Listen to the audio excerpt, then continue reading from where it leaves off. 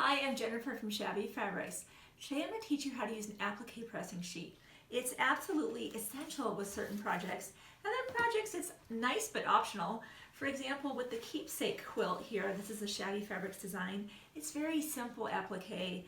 You have a one red circle and two little pieces in the side and a little piece up here. Applique pressing sheet would be nice but not essential.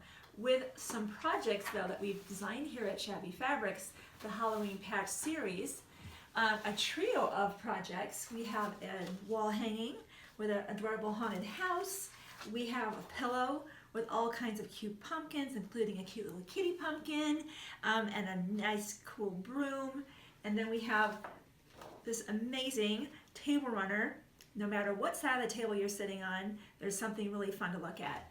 This is where I found the applique pressing sheet was absolutely essential. I'm going to get all of my pieces prepped. The first thing I do with our fusible applique kits is just peel off the fusible webbing on the back. I'm going to do that ahead of time, and when I come back, I'll show you how to use the applique pressing sheet. When using an applique pressing sheet, this is it right here, you'll be laying that over top of your pattern. Now note, this is the layout diagram. The other side says reverse fusible applique. If you will be tracing your own shapes out, you'll trace them on this side. Once they're ironed on the back and cut out and ready to go, you'll flip your diagram over. If you're getting our kit of the Halloween patch series or any of our laser cut applique kits, you will be using the layout diagram side to lay out your pieces. You will put that in, and you would tape this, of course, normally. I just wanted to show you both sides of that to explain why are there two sides. You have that lined up ever so precisely. Put your piece of tape there. Now you can imagine if you've got your background here, that's a lot of pieces to lay out and try to get the orientation just right. So what we're going to do is use the applique pressing sheet, and we're going to assemble the owl section. We would assemble the fence section. We would assemble the pumpkin, the haunted house separately, and then bring all the units together as units onto our background and iron it down. Let me show you what I mean. Here's our pattern. We'll lay our applique pressing sheet over top. Notice you can see everything underneath.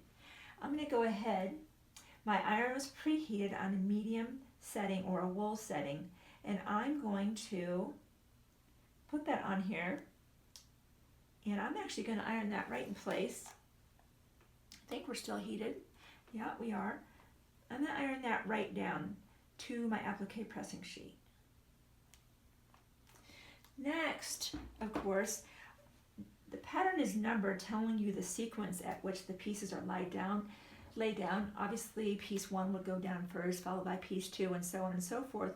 But we're going to be working in this section. So, looking at this, let me move that. My lowest number was number 29. Notice I did put that down first. Piece 30 will go on next, followed by piece 31.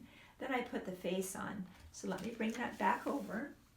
So it's letting you know what piece goes next, so you don't have to guess. So we're going to go ahead.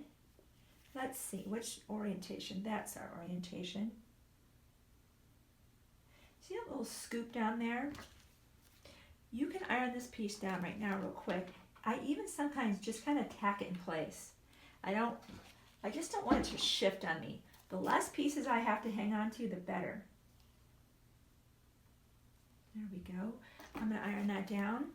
Again, just a little shift there. Let's get that position. Now that we know we want that, I'm going to iron that down a little bit longer so it doesn't move on me like that again. Sometimes, this is something I've learned, sometimes I bump the table or bump my paper. I've also taken pins and put them in the four corners so nothing moves while I'm ironing things down. Now, what I'll sometimes do when I'm like this, I'll just move this up here because obviously I can't see where the face goes. So I will just, sometimes I'll even measure the distance here.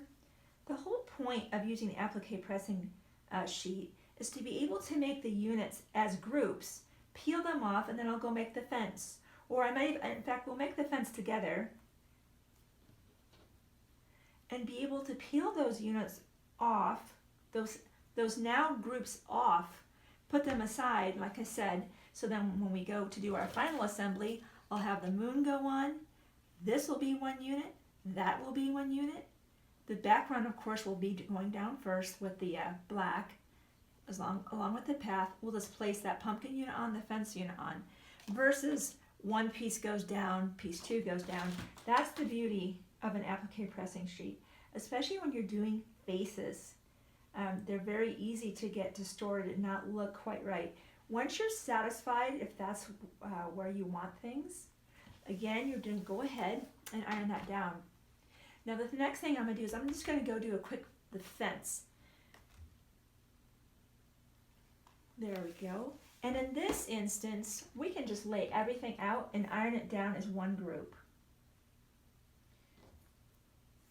I don't like to reheat applique pieces too much because they can lose their stick, so to speak. I'm just going to lay that down exactly where I want it. Let's iron that in place.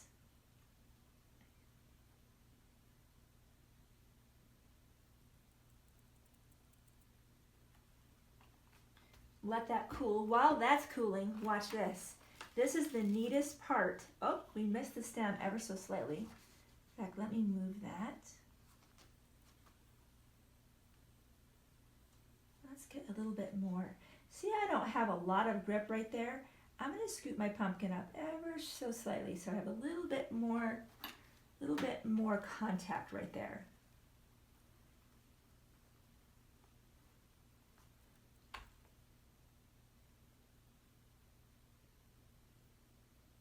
I'm going to definitely let that cool.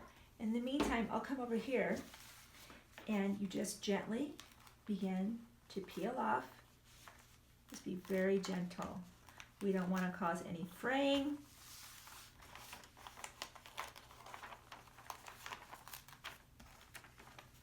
At all. We want all of our units to stay together here.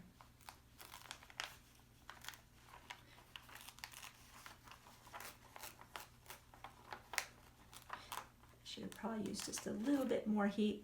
That's okay, that's coming off there. The point is I have that as a unit right now. Same story with this. We'll just come in here and begin to peel. And we already know there's not a lot of that stem underneath that pumpkin, so I'm going to go that far, come from the bottom, then I'll just gently get that last little section and put that to the side. And we just continue. We'll do the same. We would do the same with the branch, the leaves, and the owl. I would do probably this upper section of the haunted house, put that aside. Maybe do this portion of the haunted house, put that aside. This portion, then put those together, and then move all the units to the background and iron everything down as a unit. So you can see that an applique pressing sheet is absolutely a wonderful tool. It helps your pieces lay out accurately, and I hope you pick that up today. Available at shabbyfabrics.com.